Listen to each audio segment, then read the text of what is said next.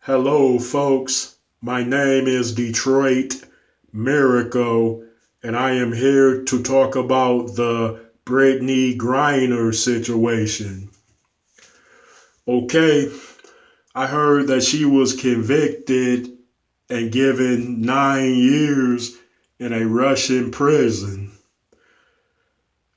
Yeah, I'm one of those type of guys that would say, let the punishment fit the crime. So that 9 years appears to be incredibly severe for a person who was caught with less than a gram of cannabis oil. That's not even enough to get you high.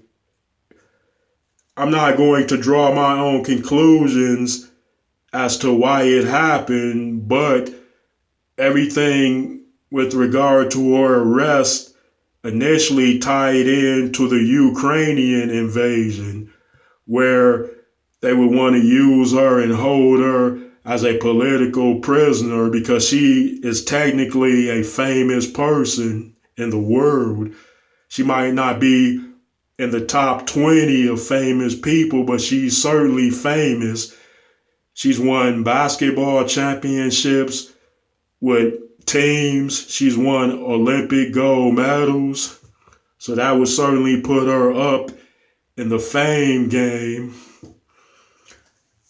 Like I said, I don't like to draw my own conclusion, but this does seem like it is political and also racially motivated.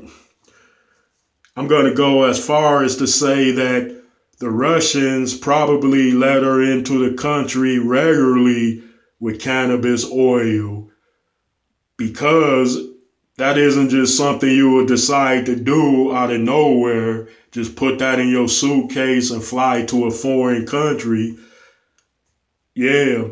And people like Griner, Brittney Griner, of course, who is well traveled and who has probably been all over the world would know full well as to what you should do, can do, and can't do in a lot of those foreign countries.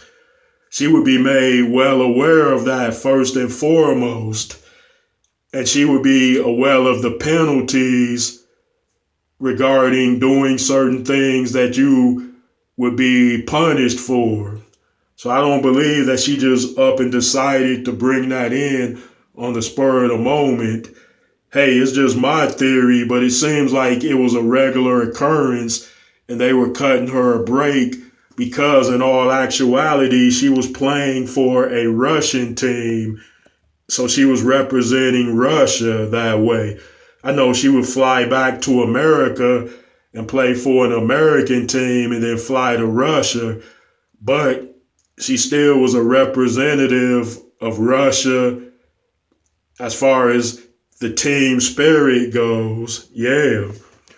I wonder, did she win any championships with that Russian team? I have to look into it. I don't believe she did because if she had won championships over there, then they would have treated her more like a sports hero for the country. Yeah, they tend to do that if you are an athlete from another country that comes over to play for them and then you lead their team to a world championship or something.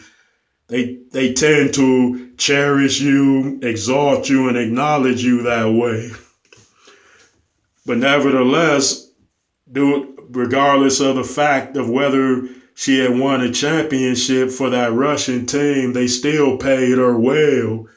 Yeah, they were paying her $1 million a year. I don't know if that was in Russian currency or American currency. They were saying that it was in $1 million of something of a equivalent though. And that's the case with some of those foreign teams. If you are an American star, they will pay you a lot of money to come and represent their team that way. So they were paying her incredibly well. And then all of a sudden, something happens. She gets caught with this cannabis oil inside of her bags where she was on her way back to Russia. Now, if you're going to give somebody that much amount of time, then you must be able to distinguish between an addict and a dope dealer. Now, if you get caught with less than a gram of something and it's just marijuana, then in all actuality, you definitely are not a dope dealer, and you certainly are not a drug addict or a very bad drug addict based on having that type of amount. Yeah. They say less than a gram in oil, cannabis oil. Now I guess they got weed that you can rub into your skin and all types of stuff.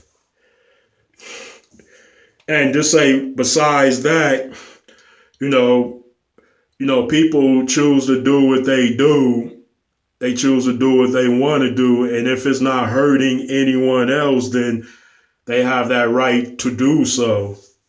But with that being said, folks, like look at the situation with drugs.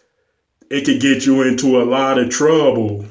Like we know you have rights to choose to do what you want, but you don't necessarily have the freedom to do that everywhere or anywhere. So remember that.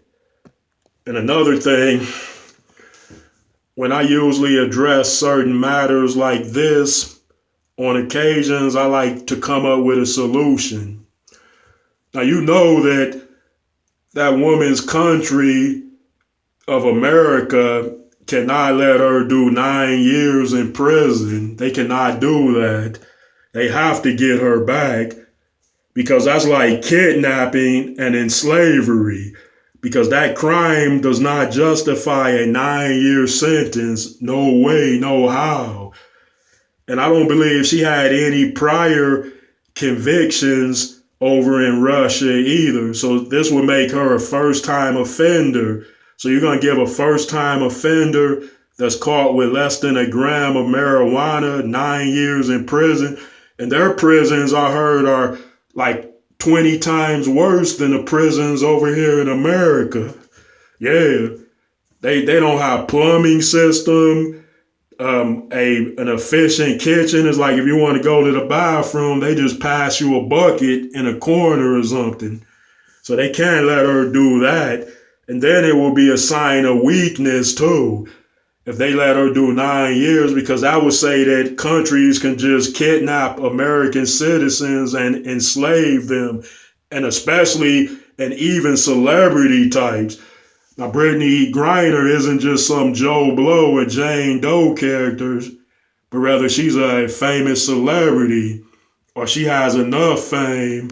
So that will set like a precedence. If they let Russia kidnap her and put her in prison, it would say that, hey, you can come and kidnap famous people when they go travel abroad. Like, there are many famous A-list and B-list celebrities that go to so many foreign countries to film movies, films, television series, and to do promo work. So if you set like that type of precedence and say, well, you can let a foreign country hold one of your citizens in captivity and enslave them for how much time they see fit, then you can do that to any other one of them, and the country is not going to come back and try to get them. They're not going to attempt a rescue mission or anything. We watch all of those films growing up. I've seen a record number of action films on like Rambo, Commando, Braddock, Mission in Action, the Delta Force, and they always have some kind of daring rescue in those movies, or daring rescues, where they go and against all types of odds, they go into a situation that's completely dangerous and rescue American citizens who were being held against their will. Like I've seen so many movies that apply that theme. It's mind-boggling. And with all these type of special force groups or special forces, military groups here in America, you got the Navy SEALs, you got the Green Berets, Commandos, you got Black Ops units. With that being said, they got enough to go over there and get her. Hell, they can even send some ninjas over there with the modern training of the American military. The way it is, they can go over there, or they should at least attempt it. You got to attempt a rescue to get that woman back. You have to, because it will say and overstate the fact that the country is weak that way. And then if the country is weak, then it is a reflection on the president being weak. And then there are other people that would say, like, they would be like, well, if Donald Trump was the president, they never would have did anything like that, or Donald Trump would have got her back because he's a much stronger president. You know, people use things like that politically so that they would say, hey, well, we got to elect a Republican the next election because a Democrat is weak. He let them kidnap Brittney Griner and hold her hostage, and then they're enslaving her, putting her in some, then you know, over there in prisons, foreign countries, like it is deplorable. She's subject to be getting raped, brutalized, beaten, and all of that. So they can't leave her over there. Hey, they got to go for what they know. They got to do what they have to. Hey, and if that doesn't work, there is another option. Do a complete and total boycott of Russia, like deny Russian passports entry into the United States, turn them back. No American team should play against any Russian team ever. Any American team shouldn't play against any Russians in the Olympics. They should just walk away.